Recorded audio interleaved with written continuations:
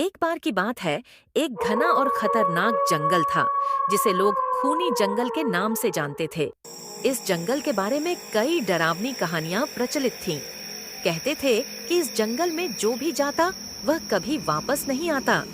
स्थानीय लोग जंगल के पास भी जाने से डरते थे।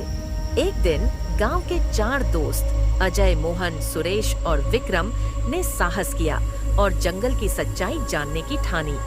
गांव के बड़े बुजुर्गों ने उन्हें चेताया पर वे नहीं माने। दोस्तों ने अपने साथ कुछ खाने पीने का सामान और एक नक्शा लिया और सुबह सुबह जंगल की ओर चल पड़े। जंगल में प्रवेश करते ही माहौल बदल गया। चारों ओर अजीब सी चुप्पी थी, केवल पेड़ों की सरसराहट और दूर से सुनाई देने वाली अजीब आवाजें। जैसे जैसे वे जंगल के अंदर जाते गए, अंधेरा और घना हो गया। हर कदम पर उन्हें महसूस होने लगा कि कोई उनके पीछे पीछे चल रहा है, पर जब वे पीछे मुड़कर देखते, वहां कोई नहीं होता। कुछ घंटों बाद वे एक पुरानी टूटी फूटी झोपड़ी के पास पहुंचे। झोपड़ी के चारों ओर सूखी झाड़ियों और कांटेदार पेड़ थे। अजय ने झोपड़ी का दरवाजा खोलने की कोशिश की, लेकिन तभी उन्हें अंदर से एक अजीब सी फुसफुसाहट सुनाई दी। सब डर के मारे पीछे हट गए।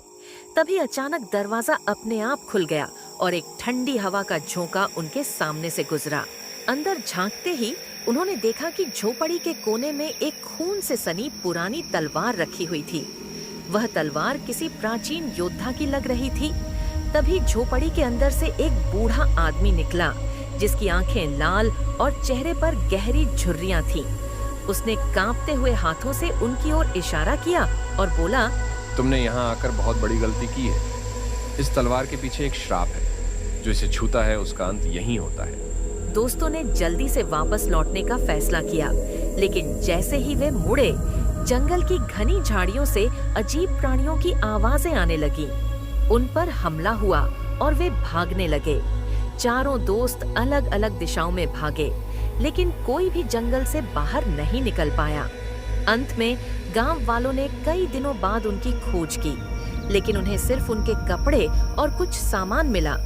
कहते हैं आज भी उनके चीखने की आवाजें उस खूनी जंगल में सुनाई देती हैं और कोई भी वहां जाने की हिम्मत नहीं करता।